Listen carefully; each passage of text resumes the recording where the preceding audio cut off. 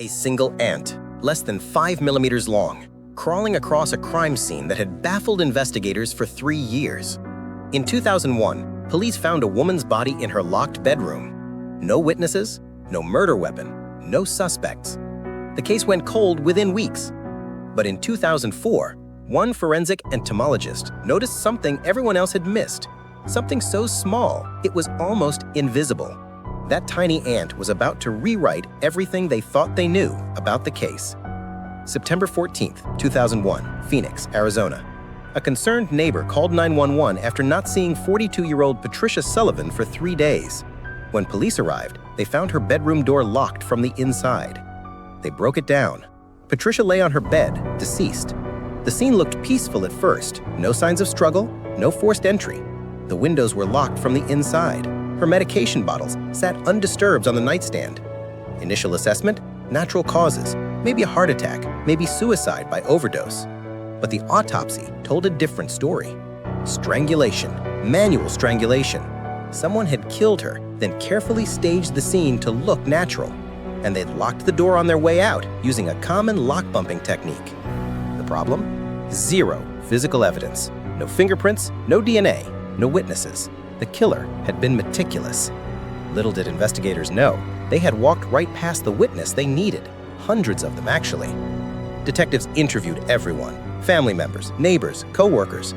Patricia had been a quiet accountant, no enemies anyone knew of, no threatening relationships. Weeks turned into months. The case file grew thinner, not thicker. Every lead evaporated. Security cameras in the area had been broken. No one had seen anyone enter or leave the house that day. By 2002, the case was effectively cold. Patricia's family held a memorial service. Life moved on. Except for one person. Detective Marcus Webb couldn't let it go. Something about the scene bothered him. It was too clean, too perfect. Killers make mistakes. Everyone makes mistakes. In early 2004, nearly 3 years after the murder, Webb did something unusual. He pulled every single crime scene photograph, not just the ones in the main file, everything. Wide shots, close-ups, background details, photos that had never been examined closely.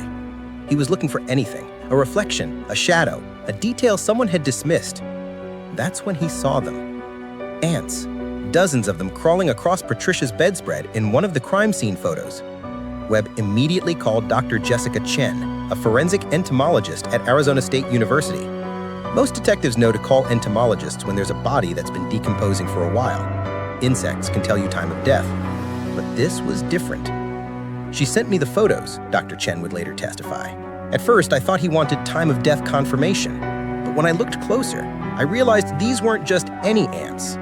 They were Argentine ants, Linipithema humuli, a specific invasive species that had colonized parts of Phoenix in the late 1990s. But here's what made Chen's heart race. Before I continue, if you're finding this case as fascinating as I am, hit that subscribe button. I cover cases like this every week, where the smallest piece of evidence changes everything. Now back to those ants. Argentine ants are extremely territorial. Each colony occupies a specific territory and doesn't venture far. These ants had specific behavioral patterns, specific ranges, specific nesting preferences. If I could identify which colony these ants came from, she explained, I could tell you where the killer had been before entering that bedroom. Remember, no one had tracked anything visible into the crime scene. No mud, no grass, no fibers that led anywhere. But the killer had tracked something microscopic. Chen got permission to exhume evidence from the crime scene. She collected ant specimens from Patricia's bedding, preserved in evidence bags for 3 years. Then she began the painstaking work of genetic analysis. Ant DNA. Most people don't even know ants have distinct genetic markers by colony, but they do. And Chen was one of the few people in the country who could map them. She spent 4 months collecting samples from every Argentine ant colony within a 5-mile radius of Patricia's home, testing, comparing, mapping. What she found changed everything. The ants from Patricia's bed matched a colony located 2.3 miles away. Not from her yard, not from her neighborhood, from a very specific location.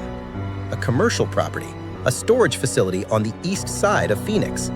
But here's where the science gets fascinating. Argentine ants don't hitchhike randomly. They follow pheromone trails. When worker ants find food, they leave chemical trails for their nest mates to follow. These trails stick to surfaces, fabric, rubber, skin. Think of it like invisible ink that only ants can read. When someone walks through an active ant trail, microscopic amounts of these pheromones transfer to their shoes, their clothing, even their skin.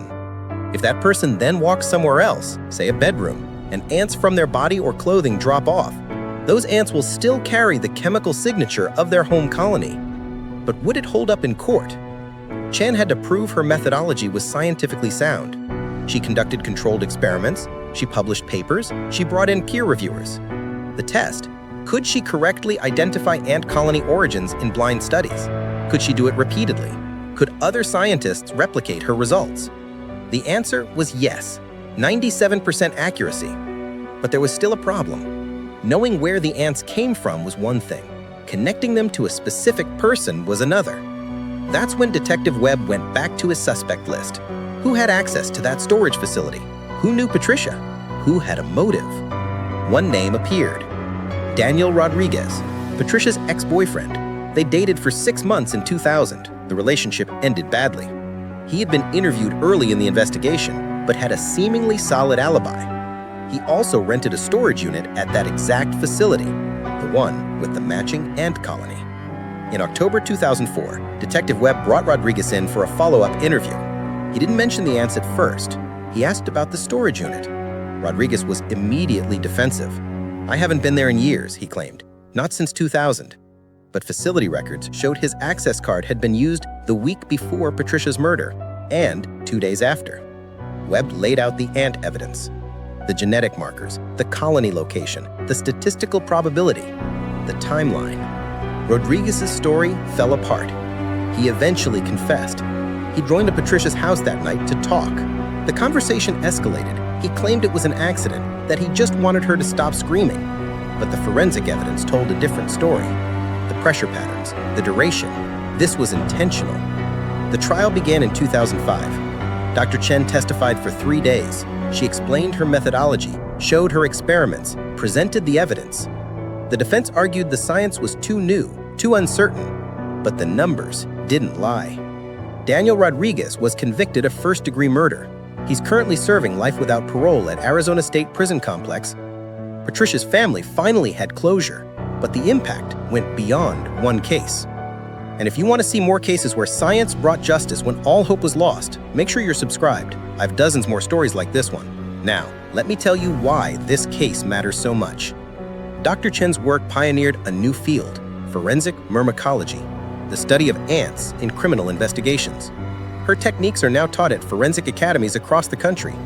Since 2004, ant evidence has been used in at least 14 major criminal cases, not just murders, kidnappings, arsons, sexual assaults, any case where trace transfer evidence matters.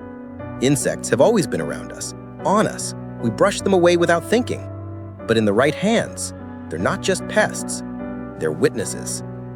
If this case fascinated you, you'll love what I have coming next week. A case solved by a coffee cup that sat in evidence for 20 years. Hit subscribe so you don't miss it.